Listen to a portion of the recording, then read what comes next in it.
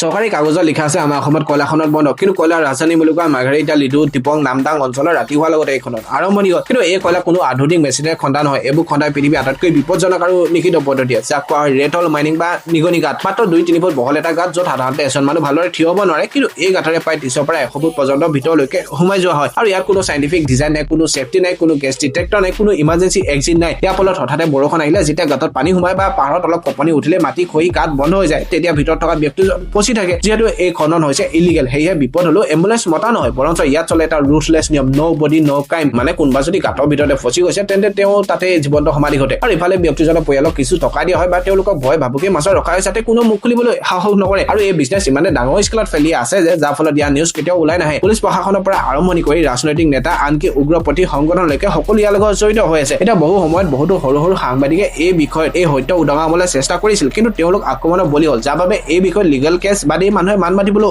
ভয় কৰে।